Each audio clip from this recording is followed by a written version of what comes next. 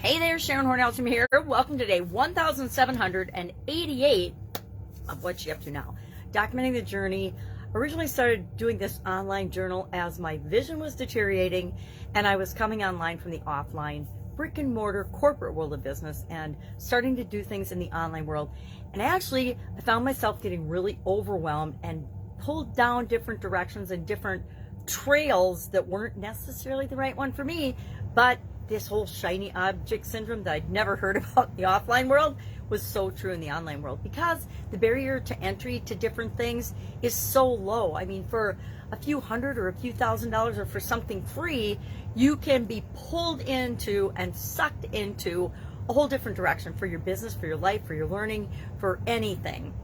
And it's called shiny object syndrome on the internet. And I was like, what the heck is shiny object syndrome? And then I started to experience it and I realized, oh my gosh, it is an absolute thing that happens to us. And so I cut myself off from a lot of different things, social media, a bunch of different groups and organizations that I was a part of, and said, all right, I need to focus in on what feels right for me and what's right for me. So that's why I do my annual challenge. That's why I do other challenges. That's why I do masterminds and coaching and client work, etc., and help businesses to grow and build and supersize, because I've done a lot of that throughout my life and my career, both in corporate America and then owning and operating a lot of different businesses in a lot of different industries.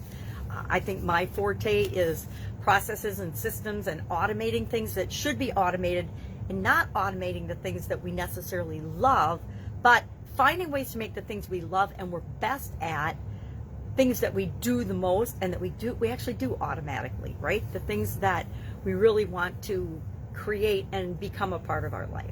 So today, the two pieces of content that I've created so far, as I am obviously home in my crazy background and broke my ring light when I was traveling, so my videos have been interesting over the last few weeks since I broke my ring light.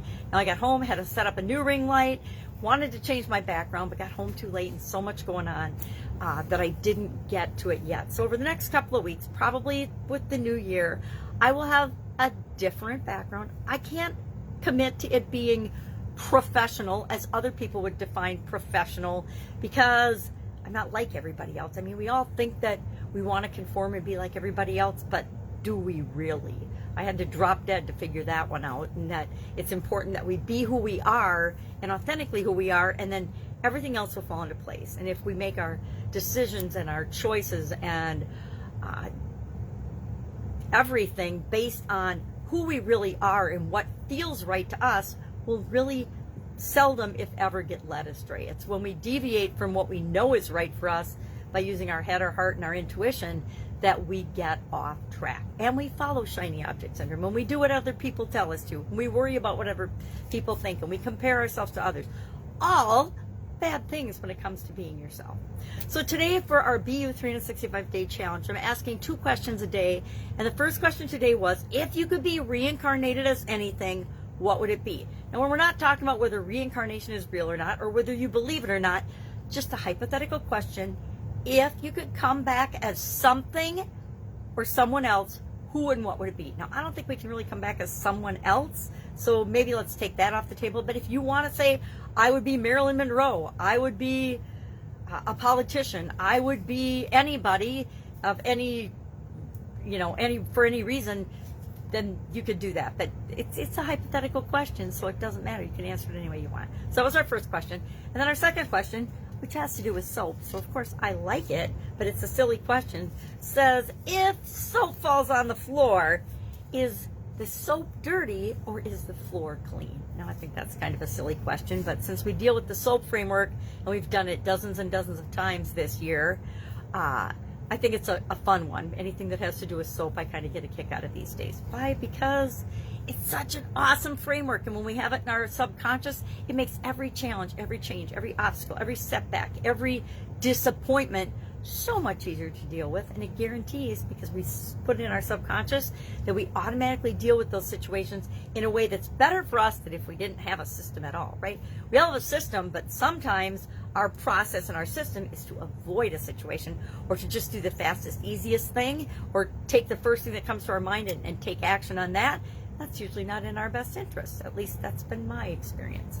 So that was our questions for the BU 365-day challenge, to do one thing every day that improves us.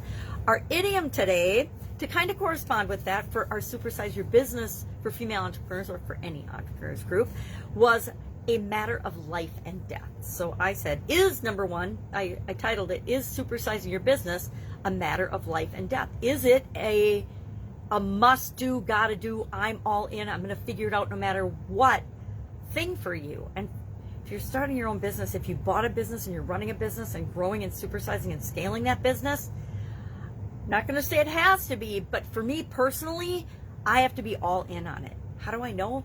I've been the owner of businesses and the operator of businesses that I wasn't all in on, because part of me, either my head, my heart, or my intuition, wasn't 100% sold on that business, that industry, whatever. And I found that my results reflected that. And if I wanted to grow and build and supersize that business, some of them I just disposed of and sold because I knew I wasn't the right person to be leading and running and superseding that business, because it wasn't a matter of life and death for me. It didn't match my core values and my why and what I wanted to create in the world. And so that's why I asked that question for Supersize Your Business today.